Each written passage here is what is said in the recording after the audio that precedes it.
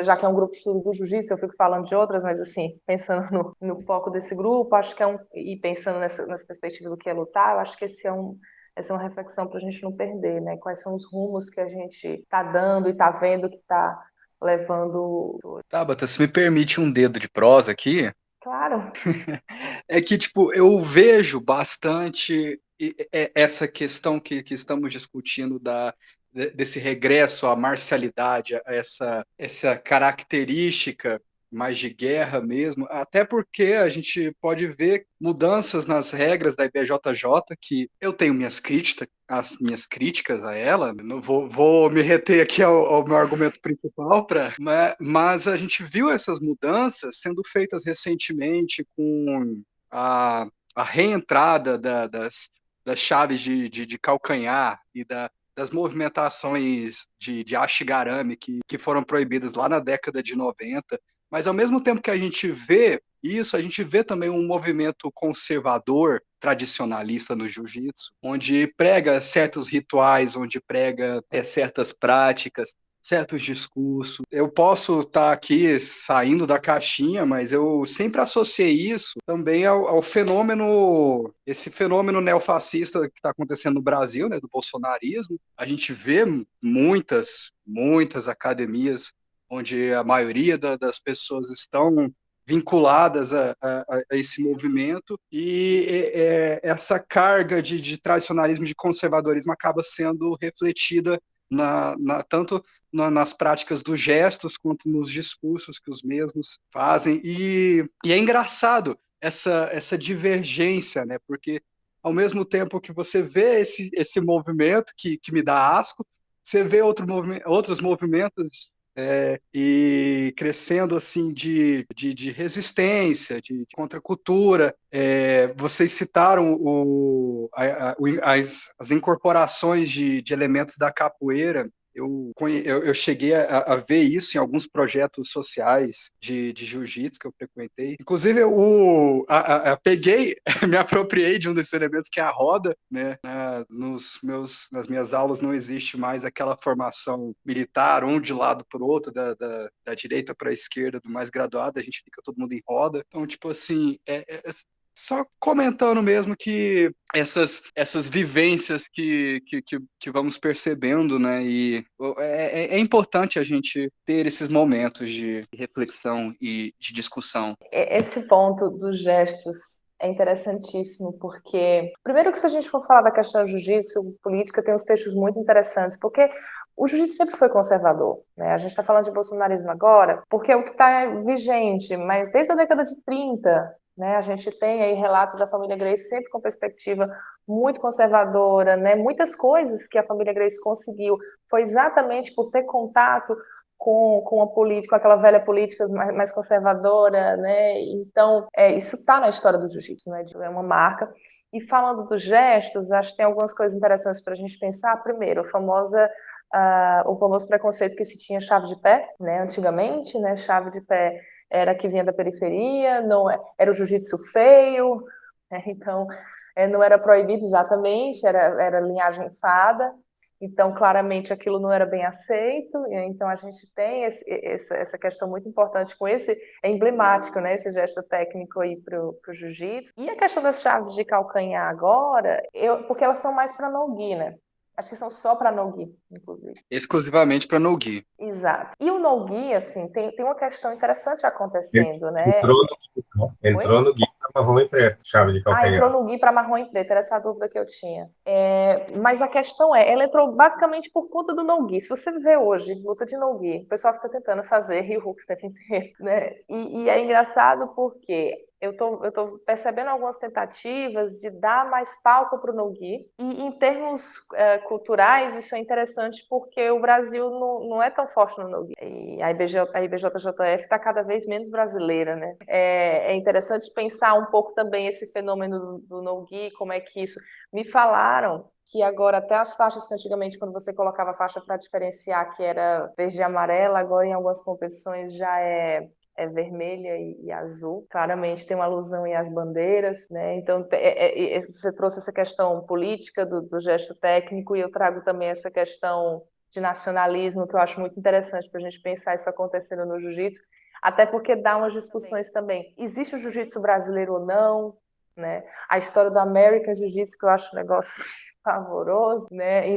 Criou a guarda de lapela, pronto, agora é American Jiu-Jitsu, né? Parece que assim, uma técnica faz com que você crie uma nova. E aí tem aquele pessoal que não quer estudar, e isso, só ressaltando aqui o quanto que eu gostei da iniciativa desse grupo, eu vou ter falado ainda, porque eu já passei por várias situações em academias, assim, de você ver professor falando besteira, de coisas, assim, tão elementares da história do jiu-jitsu, sabe? Coisas que era só jogar no Google, sabe? E é muito triste você ver isso. Então, não precisa aprofundar. Claro que a gente está querendo aprofundar algumas discussões, mas eu acho que o básico se estudar. Então, ouvir que jiu-jitsu tradicional é o jiu-jitsu Gracie, sabe? Ouvir que o jiu-jitsu é um só, que não existe esse negócio de jiu-jitsu japonês, jiu-jitsu brasileiro. Assim, isso demonstra uma total falta de conhecimento básico, né? E como eu venho de modalidades em que você tem que saber da história, você tem que saber da filosofia, não adianta só saber a técnica. Eu acho que o jiu-jitsu, se por um lado a gente falou das coisas boas, né, de não ter essa tradição, né, que o Alexandre mencionou, não tem essa tradição ainda muito forte, então me permite uma liberdade de movimento das técnicas, tarará.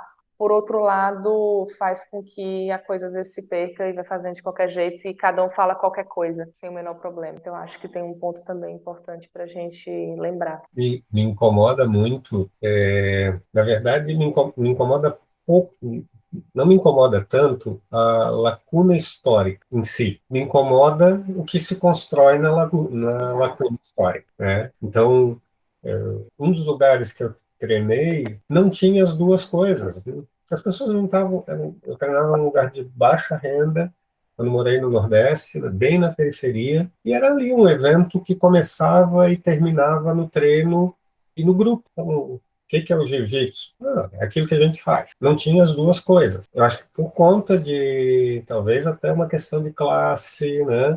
Jiu-jitsu ainda é muito um esporte, classe média, branca, etc. e tal.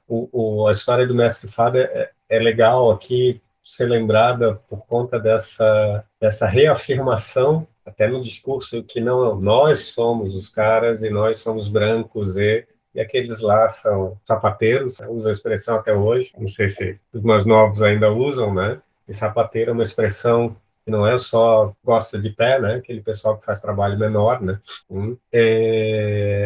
Então, tem uma construção de passado dourado, né? Estou usando uma expressão que fascista, né? Que fascista adora, né? A expressão não, mas esse lugar que daí, eu concordo, tem que combater, tem que conhecer para combater, né? Só queria fazer uma coisa, Raul, não sei se tu comprasse no que eu falei lá da cláusula de dano, só deixa eu fazer uma coisa para evitar qualquer tipo de interpretação aqui, tá?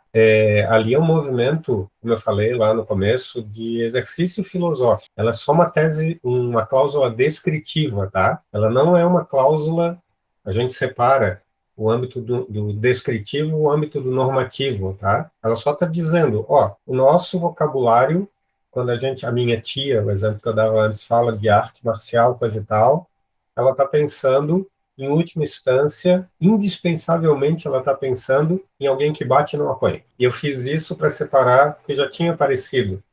O artista marcial é que evita conflitos. Não, tudo bem, a gente até porque entende o dano potencial numa luta, não quer lutar em muitas circunstâncias. Eu não quero lutar para valer no absoluto do Mundial adulto faixa preta, não sou louco. Então, mesmo que eu pudesse lutar, né? Não. Então, diplomacia, gestão de conflito, está no entorno. É do interesse, deveria estar no âmbito de compreensão do artista marcial. Só que não é uma cláusula definitória, não é uma cláusula essencial do trabalho, né? Tá? Então, assim, no que eu falei, não tem nenhuma defesa implícita de artes marciais mais old school, jiu-jitsu, isso. É só descritiva, né? Tá? É só uma cláusula. Completamente compreendido. Não houve esse equívoco. Beleza.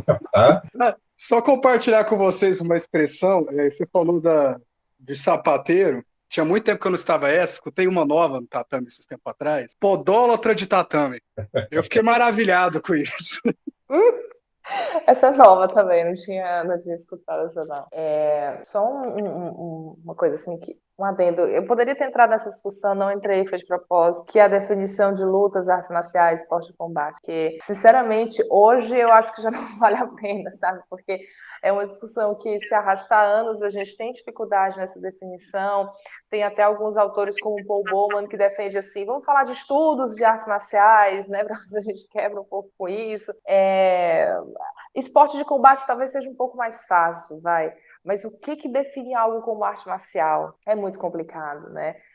O luta eu acho até um pouco mais fácil também, né? Acho que esse do bater e não apanhar cabe perfeitamente para luta, porque luta parece que engloba, né, as coisas de uma forma mais geral. Mas artes marciais às vezes vem como sinônimo de luta, às vezes vem como uma coisa de uma certa postura filosófica que tem que se ter, né? Ou a própria ideia de arte marcial como uma invenção mesmo, como o orientalismo foi uma invenção, né, da gente olhar ali para as pessoas daquela região como uma cultura dentro de um viés exótico. Então, a arte marcial às vezes vem muito dali. Parece que, por exemplo, a capoeira não é digna de ser arte marcial. Já escutei essa provocação, né? Parece que só é digno de ser considerado arte marcial se você vem, né, dessa perspectiva. Então, eu acho tão problemático que eu acabo decidindo tratar tudo como sinônimo e a gente ir mais para essas definições, tipo bater e não apanhar, que eu acho que... Ontem, Tabata, rolou isso.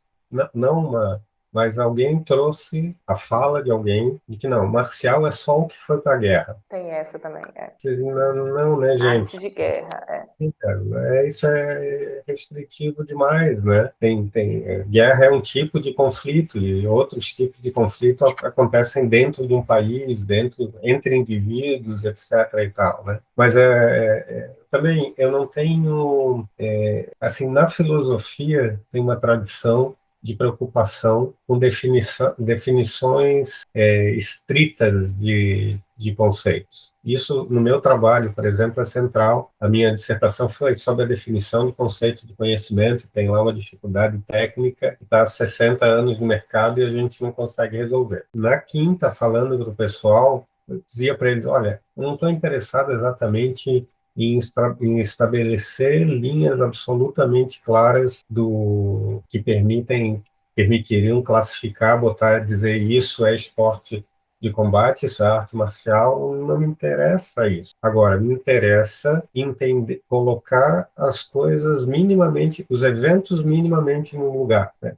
Então, por exemplo, eu entender como o elemento do trato com o conflito molda as atividades todas, até indiretamente. Aí o que eu sugeri, assim, eu comecei falando perguntando o que é um artista marcial, e a resposta é o cara que quer ter o lado de uma luta, não é o diplomata, não é um general, um Pazuello, e eu disse, é o John Jones, né? Eu, ao menos, escolhi. Mas é o John Jones, se ele tiver com a cabeça no lugar, se ele tiver treinado, se ele tiver isso, se ele tiver aquilo. Também não é o John Jones como uma entidade mágica. E aí eu amplio o conceito. Eu disse, falando de um artista marcial. Agora vamos migrar para arte marcial e eu eu propus o conceito de comunidade marcial. Tipo, a velhinha que faz Tai Chi Chuan é uma artista marcial? Eu disse, não. A velhinha entrou no Tai Chi aos 82 anos e ela nem sabe que aquilo vem do Kung Fu, né? E que os movimentos são movimentos de defesa, por exemplo. Isso serve para defender. Tá? É uma artista marcial? Não. Agora, ela faz parte de uma comunidade marcial e nem sabe. E aí, coisas assim, o técnico precisa lutar? Não sei, né? Em alguns esportes não precisa ter praticado o esporte. O fisiologista precisa ser um artista marcial? Talvez não sei. Também não quero legislar. Talvez não precise, mas ele precisa fazer parte da comunidade marcial, porque a fisiologia é diferente, talvez de cada tipo de luta, etc. e tal, né?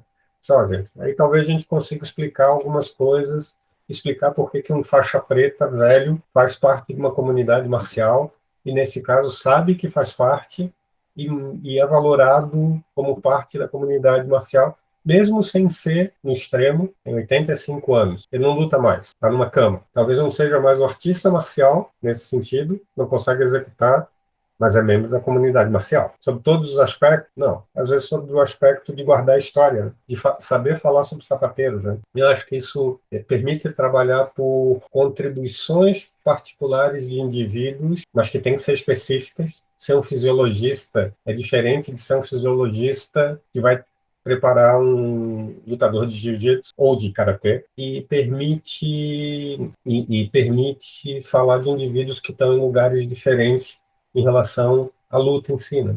O faixa preta velho, o faixa branca novato mais forte, por aí vai, né? Sabe o que eu me lembrei agora? É porque você falando isso me remeteu àquilo que eu falei antes da questão das áreas de atuação da psicologia do esporte e da gente pensar ou vai para o alto rendimento ou vai para o recreativo e as artes marciais ficarem no meio, você trouxe o aspecto da marcialidade. E agora eu fiquei me lembrando que isso se reflete também nos profissionais dessa comunidade, porque se você chega para atuar numa equipe técnica de um esporte, dificilmente as pessoas perguntam se você pratica esporte. Agora, se você chega para atuar na equipe técnica de uma luta, é a primeira coisa que te pergunta, você luta alguma coisa? E eu escutei isso por exemplo, tem uma colega minha e ela fica indignada, porque ela jura que o preconceito é por ela ser mulher, que ela é psicóloga do esporte, trabalha com lutas, e eu falo, olha, ok, existe preconceito por ser mulher, mas no seu caso é muito mais porque você não luta nada. E ela diz que o pessoal pergunta, você luta o quê? Aí ela fala assim, não, nada, mas o meu marido, aí acabou, mas o meu marido luta tal coisa, aí acabou a credibilidade. E ela, não é porque eu sou mulher. Eu falei, olha, ok, mas tem uma questão na comunidade marcial que é muito de, se você não luta, você não vai entender o que está em jogo aqui. Isso tacitamente é muito bem colocado. Né? Então é muito comum você ver aqui que o pessoal todo da equipe luta, mesmo que não seja profissionalmente, mas o fisiologista luta alguma coisa, o fisioterapeuta também luta, por aí vai. E o que pelo menos, assim, a princípio, é bem razoável, né? A gente Faz está falando, sentido. por exemplo, de uma psicologia no sentido lato, muito sui generis. Mesmo que não reflexivamente, talvez as pessoas entendam, as pessoas que praticam, que é uma psicologia muito sui generis. E aí alguém vai lidar com essa psicologia sui generis sem minimamente entender e ter experiência dessa psicologia sui generis, de fato, tanto quanto razoável dizer, não, primeiro tu vai ter que convencer a gente que tu, de alguma maneira, entende essa psicologia, né? E o jeito mais fácil é dizer, eu também luto, não acho absurdo, não. E nem acho preconceito, na verdade, pelo menos a Eu princípio. acho que faz sentido. Inclusive, isso que eu trouxe, né, de sentir que as lutas não se situam dentro das áreas de atuação da psicologia do esporte, só foi possível estando na experiência da luta. Eu acho que uma pessoa que não é da luta nem se toca disso, sabe? Pelo menos eu comentei isso com os dois colegas, eles me olharam com a cara mesmo, sabe? Que o que pro pessoal das lutas é óbvio. Eu comentei com o meu professor aqui, ele falou: caramba, é verdade, né? Nas lutas é isso mesmo que acontece, a gente vê claramente. Então, tem alguns pontos, volto pro meu incômodo do doutorado, né? De coisas que a gente consegue aprender. E para mim, como psicólogo, isso é muito importante, porque a gente sempre está acostumado a trabalhar muito com a fala, e eu venho propor que a gente trabalhe um pouco menos com a fala, com o que eu chamo de uma escuta corporal. Eu tenho tentado trazer isso, né? Porque no meu doutorado foi esse o incômodo. Eu só tenho a fala aqui, mas o que eu estou compreendendo não é só o que as pessoas estão me dizendo. E se eu quiser compreender só a partir do que elas estão me dizendo, eu vou perder muita coisa. Então, essa coisa de chegar junto, literalmente, né? Olha, eu quero entender como é que o seu treino, deixa eu treinar com você. É um pouco assim. Eu ia falar antes, só para, novo, no meu caso, para os meus objetivos, tá? E eu acho que talvez, dado a minha profissão, chegou uma hora que eu me toquei, eu não estudo jiu-jitsu, eu não olho vídeo, eu não olho luta, eu não olho nada, porque o ato de eu estudar me tira da posição que eu quero estar, que é a posição de não pensar, né? Os japoneses têm o conceito, né, de mushin, né, que é exatamente para descrever esse, acho que é, né, mente vazia, coisa e tal. Eu digo, eu vou para academia hoje, não é nem pela luta, não é nem indiretamente, secundariamente é pela questão física, etc. Mas eu vou pelo flow, eu brinco. Eu vou para entrar naquele estado. Qual o estado? Vocês não sabem, mas é um estado ali que tá assim, né? Eu vou pelo flow. E aí, se eu paro para estudar, se eu começo a ter que pensar numa posição, no próprio treino técnico, assim, aquelas posições um pouco mais. Se eu tenho que pensar, eu já dou uma enrolada e vou no banheiro, coisa e tal. E daí ela vai me atrapalhar o flow depois. E como eu não preciso, né, assim, para mim, crescer tecnicamente, não, e assim, meu corpo já tem. Já domina bastante variáveis, coisa e tal, para lidar com a luta direitinho, a não fazer feio na luta, coisa e tal. Eu prefiro pagar o preço, por exemplo, de não pensar na posição e manter o flow. Vai ficando claro para mim, assim. Tu não pode ficar pensando sobre isso, não pode ficar tendo informação e na hora da luta tu vai ter que processar como é que eu faço agora, porque isso ferra o que tu tá afim aqui, que tu gosta, né? Foi bem, bem curioso para mim notar isso. Não, certamente. Eu brinco assim, que eu queria um dia treinar assim, né? Porque para mim é exatamente o contrário. Até por conta da pesquisa, talvez agora isso mude, mas por conta da pesquisa, a minha relação com a luta virou uma relação de trabalho. Pensar cada detalhe, e talvez agora eu consiga ter uma relação mais suave, vamos ver. Talvez só para te alimentar de piadas, né? Eu falava ainda quinta. Para mim é muito engraçado, assim, né? Porque tem o próprio discurso mercadológico do jiu-jitsu, ele trabalha com a suposição de que, por exemplo, ganhos de estado mental do tatame que se espalham para os outros aspectos da vida, assim, né? Ele forma o caráter, né? Com aquela ideia de que nós temos uma coisa chamada caráter que se repete, se espalha pela tua vida toda, né? E aí eu sempre comparo para mim como eu falei antes, o jiu-jitsu com o futebol. No jiu-jitsu eu sou o cara mais calmo do planeta. Eu já entendi assim, tá? Eu não vou sair daqui, relaxa. Eu tenho uma vez estava treinando até com uma amiga grandona assim, e ela estava como se fosse no Honkai Zagatame do judô, no pescoço, mas só com o pescoço e sem o braço. Eu sabia, né?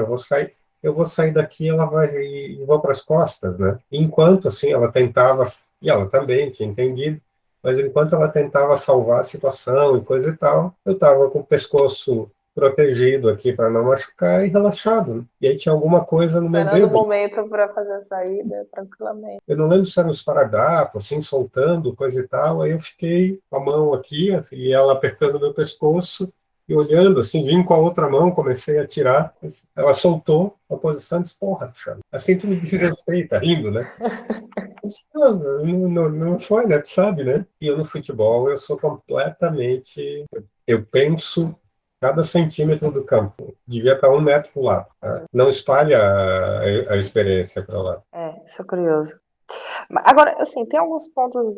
Primeiro, eu às vezes acho que há uma certa arrogância nisso, sabe? É uma coisa meio de achar que porque você faz jiu-jitsu, você vai ter um caráter que as pessoas que fazem outras coisas não têm. E eu vejo pessoas que fazem outras modalidades esportivas e que levam aquela disciplina para suas vidas e tá bem ok, assim, não tem tanta diferença disso para uma pessoa que faz alguma luta. Eu concordo com você que isso é bem mercadológico. Claro que algumas pessoas lidam com isso e eu acho interessante, óbvio, você trazer isso para as pessoas, né? Que aquilo que você aprende naquele espaço, ele pode ir para outras esferas. Mas é porque às vezes para algumas pessoas é no sentido de quase, olha, se você não faz jiu-jitsu, então você não vai ter várias dessas coisas aqui. E eu falo, olha, pera lá.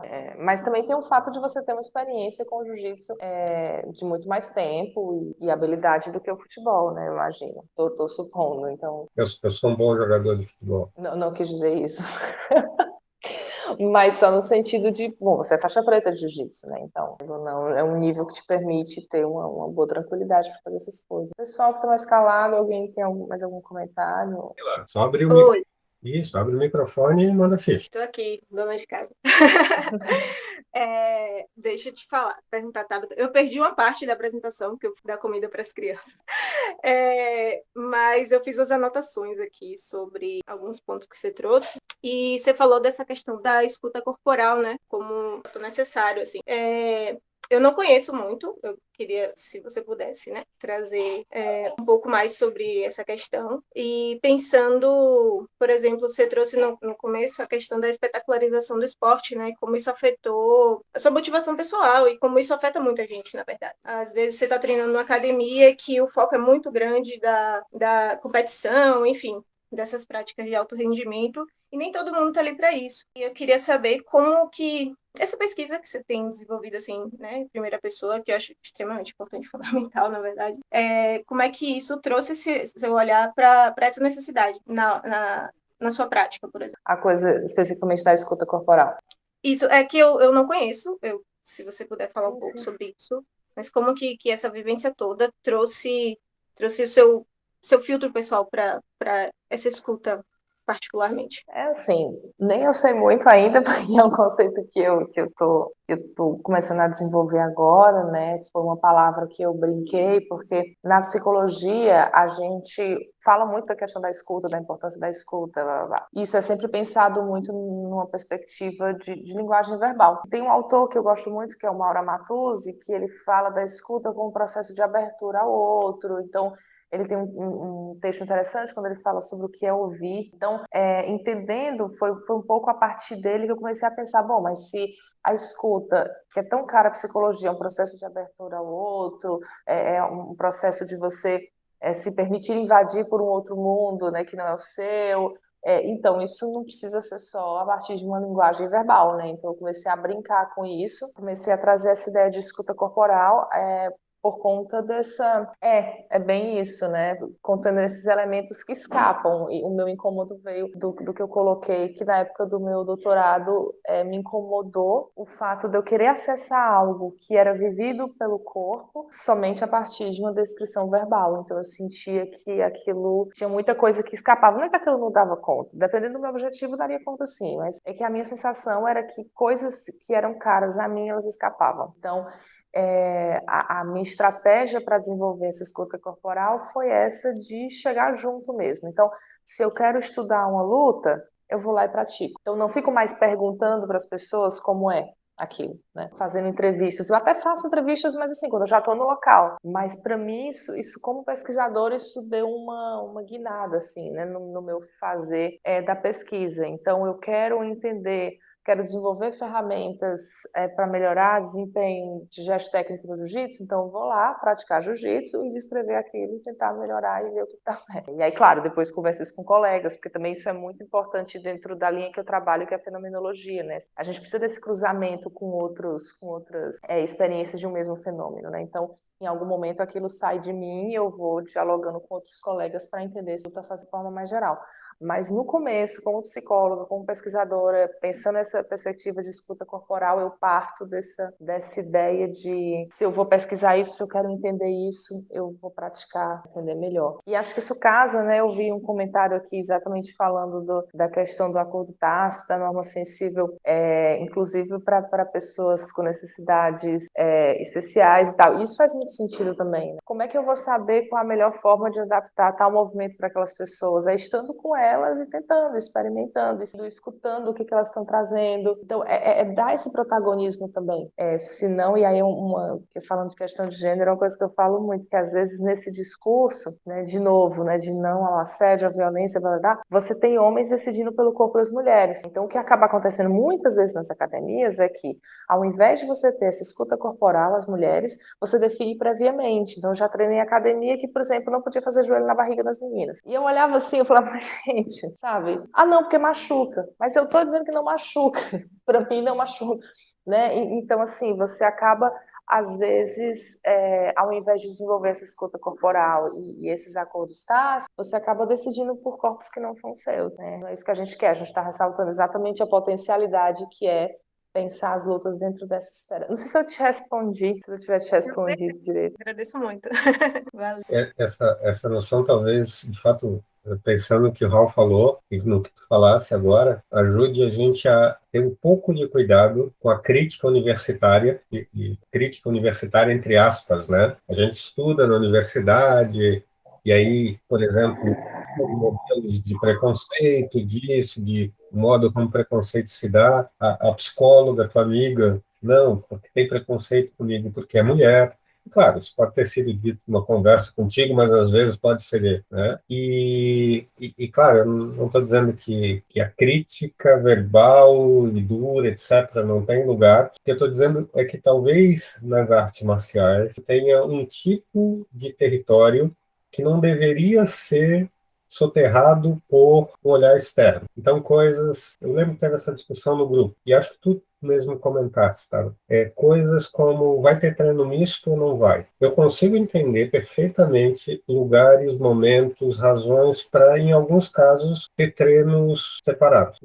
Obviamente, não sou eu que vou legislar sobre isso. Eu sou a pior voz sobre isso. Mas, por outro lado, eu acho ótimo que um cara entenda que uma menina pode machucar ele, porque coloca isso numa perspectiva de diálogo que ele não entender isso não coloca, né?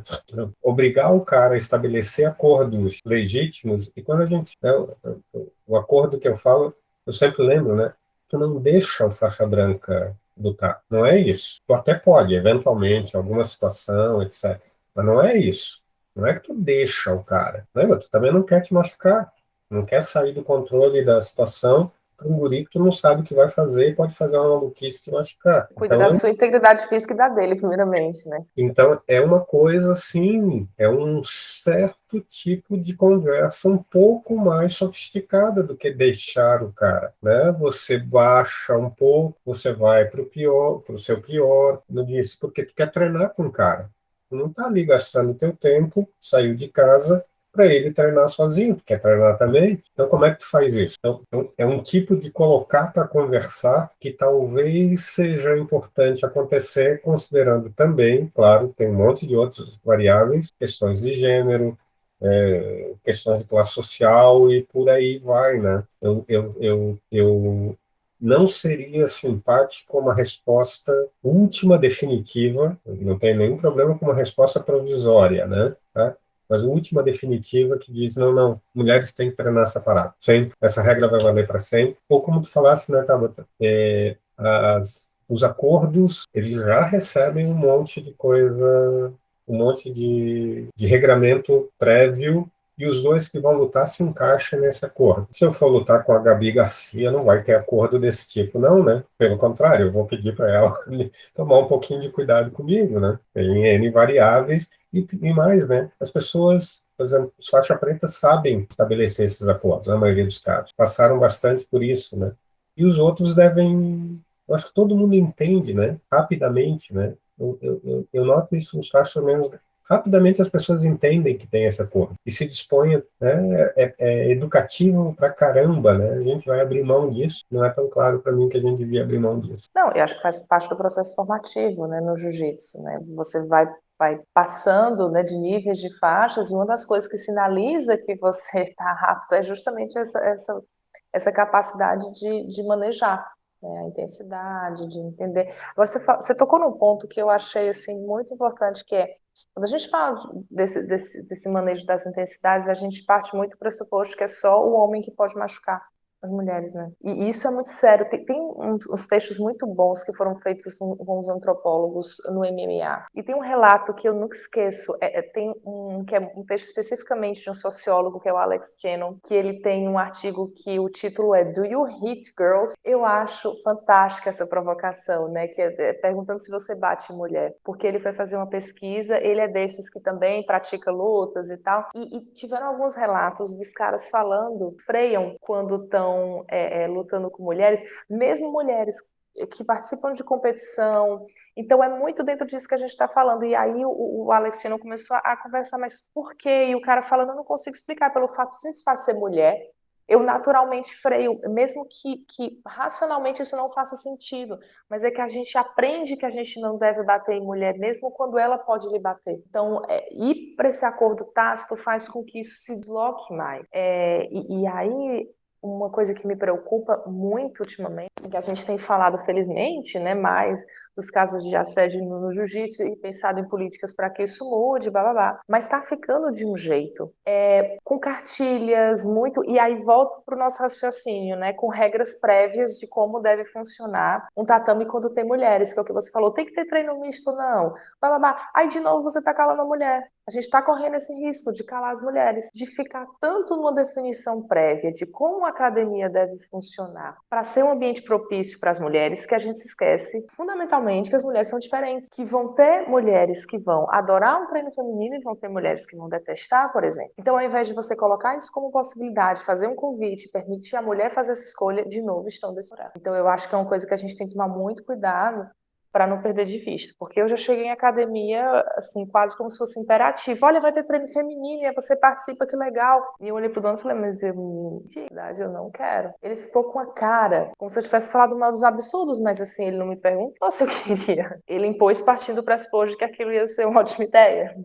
Então, é um cuidado, né, falando agora sobre esse tema, que eu lembrei que eu acho que a gente precisa ter. Colegas, Tabata, eu tenho depois 3.000 coisas que eu queria papear contigo. Para mim, Vamos continuando, Fábio.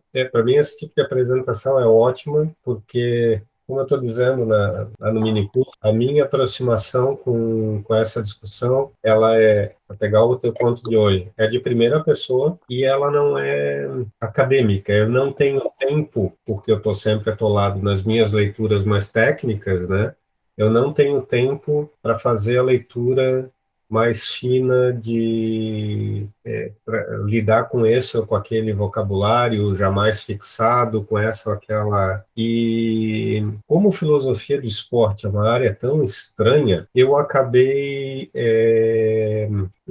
não fazendo questão de investir tempo nisso, para o bem e para o mal. Para o bem, vamos começar ao contrário. Para o mal, eu não sei se comentei contigo, eu já estive com o Cristiano mais de uma vez. Estivemos em congresso, depois em bancas, coisa e tal. Então, para mim é ótimo, por exemplo, porque daí eu pego alguém que está se dedicando mais profissionalmente à discussão e me dá vocabulário ou me dirige a atenção para aspectos da coisa toda que eu não estava pensando.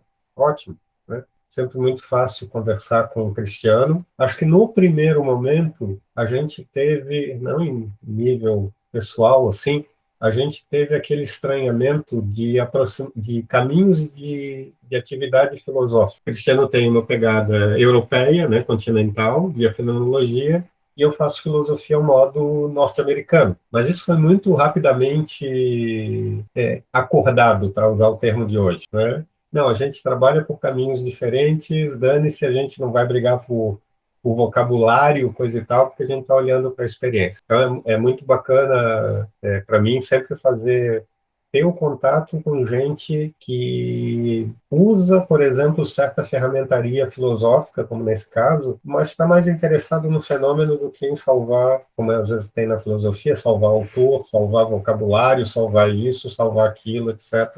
Isso é chato pra caramba. Do outro lado, para mim, eu acho que foi interessante por conta de uma desse caos que é filosofia do esporte. Eu rapidamente descobri isso, porque eu esbarrei em alguns movimentos um tanto quanto estranhos, assim. Vamos legislar sobre um determinado assunto a partir do autor, a partir de um vocabulário, etc. E a gente não precisa pagar preço nenhum por escolher aquele vocabulário. A pessoa não está mais nem olhando para o fenômeno, ela está pegando o vocabulário e aplicando ali, e o fenômeno que se adeque ao vocabulário, ao olhar do filósofo, etc., e não outras coisas. No evento que eu conheci o Cristiano, foi um evento da Associação Latino-Americana de Filosofia do Esporte, há uns 4, 5 anos atrás, na USP, lá na educação, no Cefid da USP, eu lembro, assim, a primeira palestra que eu fui ouvir, eu disse,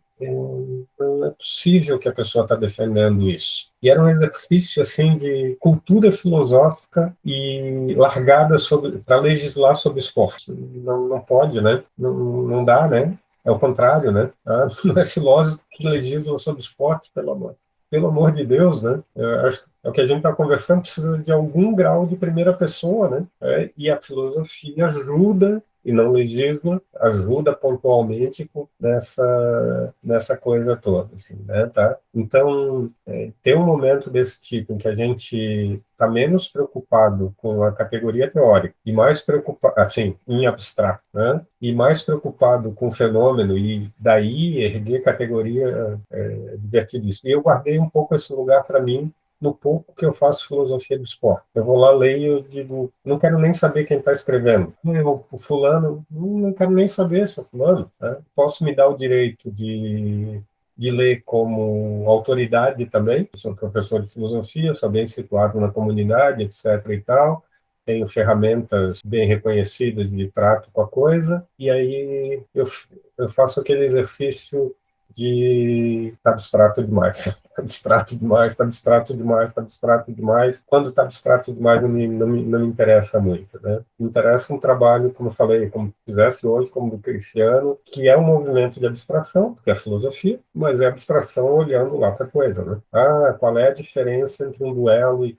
Ah, isso eu consigo entender. Depois a gente pode discutir, conversar se duelo é a melhor palavra, não seria melhor a outra, ou como é que a gente recorta o conceito, mas isso está no segundo nível, né? Eu acho que a discussão é tão... O espaço para fazer filosofia de esporte é tão pequeno que ficar brigando por conta desse segundo nível não faz muito sentido, né? Acho que a gente ainda está no ponto de fazer gente que não é... que às vezes é das artes marciais, né, dos esportes, no nosso caso, que precisa ouvir um pouquinho de teoria, não a teoria, assim, um pouquinho, assim, vamos pensar sobre isso aqui, vamos pensar um pouco sobre isso aqui, fazer esses caras fazerem esse movimento do que exatamente ter as teorias mais finas lá.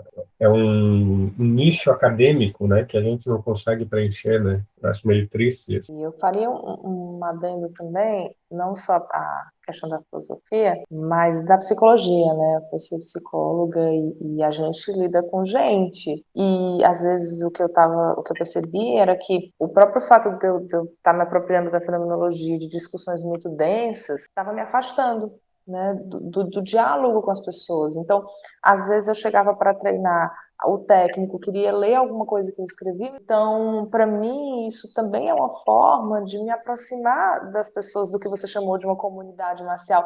Como é que eu posso me aproximar essas discussões das pessoas que estão praticando aquilo, se eu não me aproximo da prática, né? Se eu fico aqui sobrevoando, né? O Merleau-Ponty fala muito, né? Com um pensamento de sobrevoo, né? Eu fico ali, eu não pouso. Eu fico ali olhando o conceito, olhando de longe, né? Então, não vai haver diálogo. Isso para mim é uma questão ética como psicólogo. Eu preciso ter diálogo com as pessoas.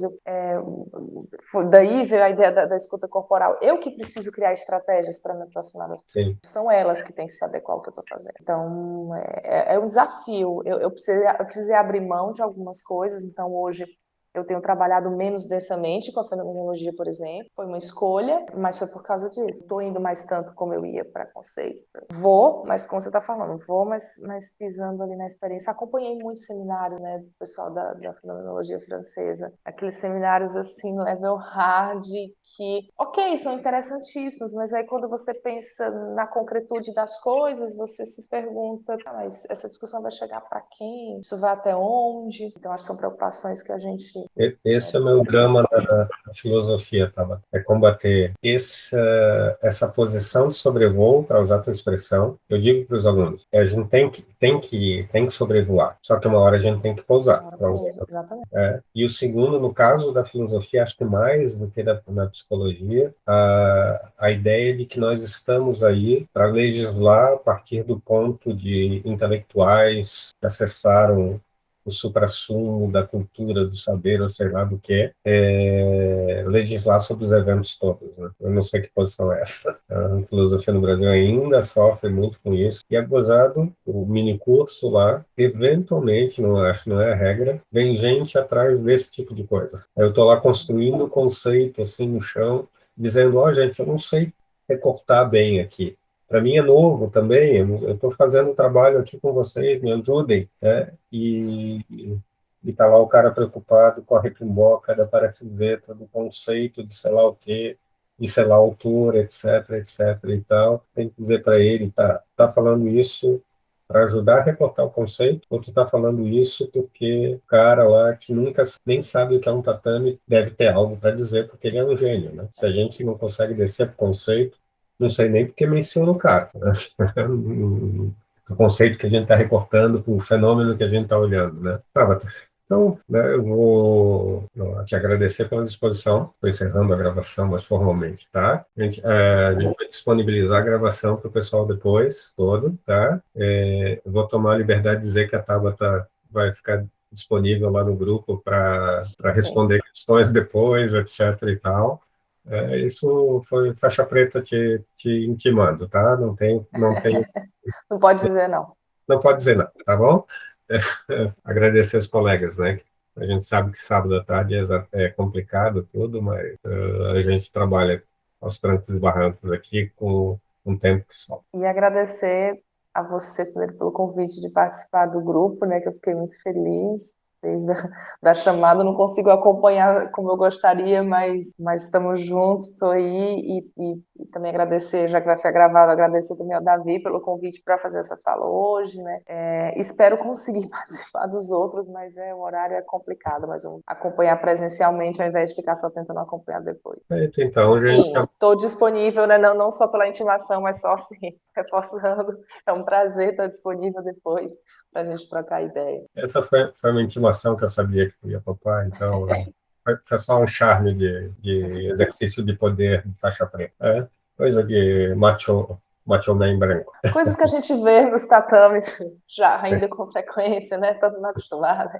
Então tá bom, gente. Boa tarde para todos. Aproveitem o final de semana, descansem. Nos vemos em breve. Um abraço a todos. Tchauzinho, bom descanso.